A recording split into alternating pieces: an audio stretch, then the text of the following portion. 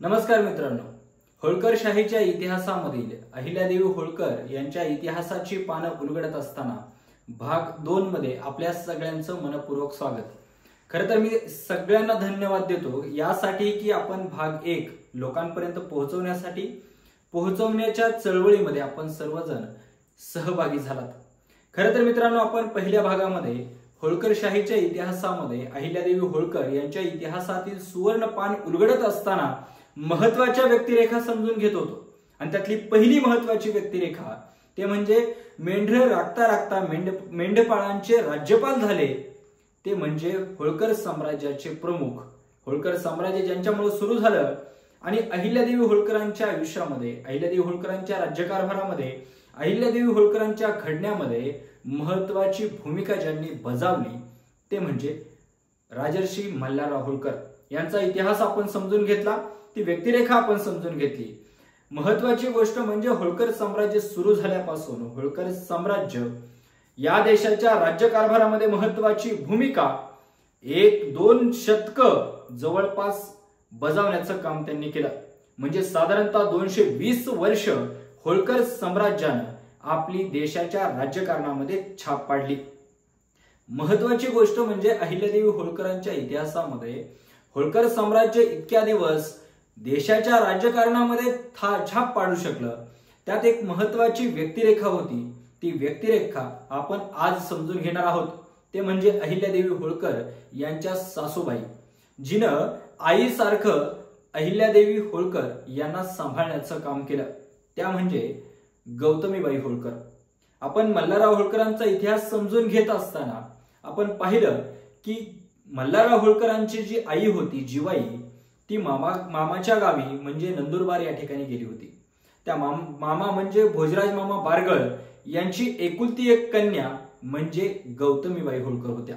याच गौतमीबाईचा विवाह मल्हारराव होळकरांशी झाला आणि मल्हारराव होळकरांनी आयुष्यात जेवढ्या लढाया जिंकल्या, मल्हारराव होळकरांनी आयुष्यामध्ये जेवढे निर्णय घेतले, नवे मल्हारराव होळकर हे मृत्यूलाही घाबरत नव्हते असं म्हटलं जायचं, कारण त्यांच्या पाठीशी गौतमीबाई होत्या।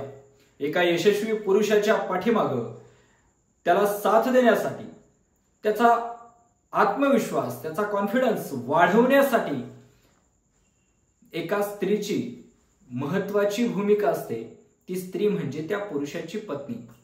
तसंच मल्हारराव होळकरांच्या आयुष्यात यशस्वी होण्यापाठीमागं गौतमीबाईंचं मोठं योगदान। स्वतः गौतमीबाई ह्या भोजराज मामा बारगळ यांची कन्या होत्या।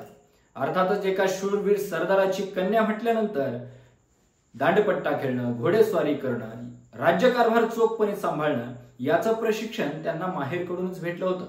त्याचाच फायदा झाला की मल्हारराव होळकरांनी सुरू केलेल्या मराठी साम्राज्यामधील होळकरशाहीचा राज्यकारभार मल्हाररावांच्या पाठीमागं सांभाळण्याचं काम गौतमीबाईंनी केलं।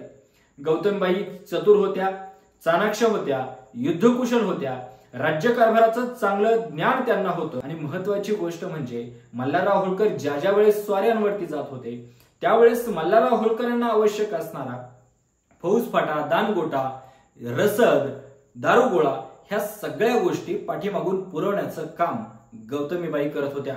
आणि म्हणून गौतमीबाईंचा इतिहास आपण दुर्लक्षित करून चालणार नाही। गौतमीबाईंच्या इतिहासाबद्दल सांगत असताना आवर्जून आणि महत्त्वाची गोष्ट सांगणं ही की साधारणतः 1734च्या कालखंडामध्ये पेशव्यांनी 3 लाखाचा मुलूक, 3 लाख जहागिरीचा मुलूक गौतमीबाईंना इनाम दिलेला होता। कारण त्यांचं राज्यकारभाराचं चाणाक्षपण, जाणतेपण, त्यांचं राज्यकारभार करण्याची पद्धत, मल्हाररावांच्या पाठीमागं राज्याकडे दिलेलं वैयक्तिक लक्ष, या सगळ्या गोष्टींमुळे गौतमीबाईंना इनाम म्हणून 3 लाखांचा मुलूक देण्यात आला। मल्हारराव होळकरांच्या राज्यामध्ये जो खाजगी खजिना होता तो खाजगी खजिना गौतमीबाईंच्या नावाने होता। आणि म्हणून जे काही वैयक्तिक कर्म करायचे आहे, वैयक्तिक कार्य करायचे आहे, वैयक्तिक दानधर्म करायचा आहे, तो सगळा या खाजगी कोशातून भागवला जात होता। आणि नैतिकतेच्या दृष्टिकोनातून सरकारी खजिन्यावरती वैयक्तिक खर्चाचा कुठलाही रुपया पडू न देण्याचं काम गौतमीबाई करायच्या।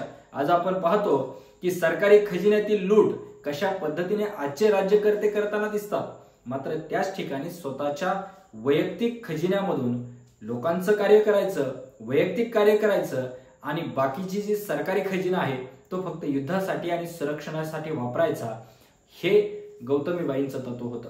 गौतमीबाई राजकारणामध्ये महत्वाच्या होत्या, तशा त्या समाजकारणामध्ये किंवा अहिल्यादेवी होळकर यांना घडवण्यामध्ये सुद्धा महत्वाच्या होत्या.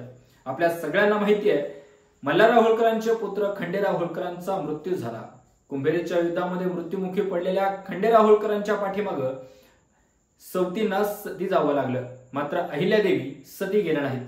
त्याचं एकमेव कारण आपल्याला पाहायला भेटतं की अहिल्यादेवी होळकर यांना सती जाण्यापासून जिनं परावृत्त केलं ती माता म्हणजे गौतमीबाई होळकर होत्या.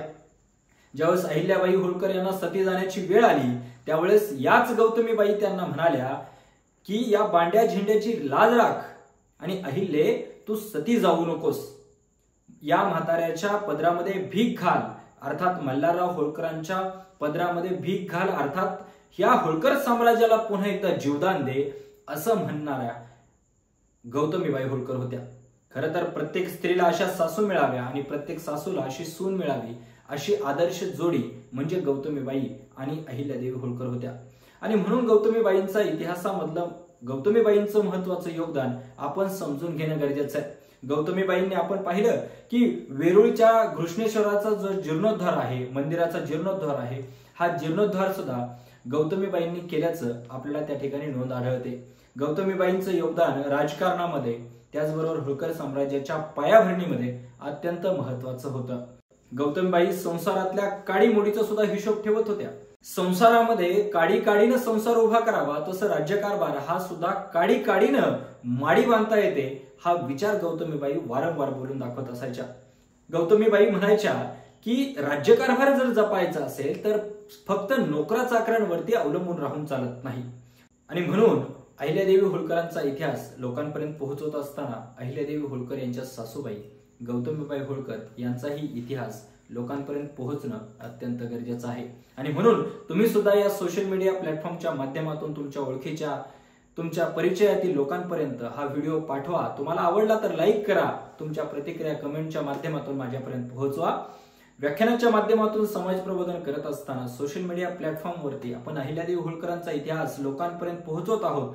या चळवळीमध्ये आपणही सहभागी व्हा एवढीच विनंती करतो आणि थांबतो. धन्यवाद.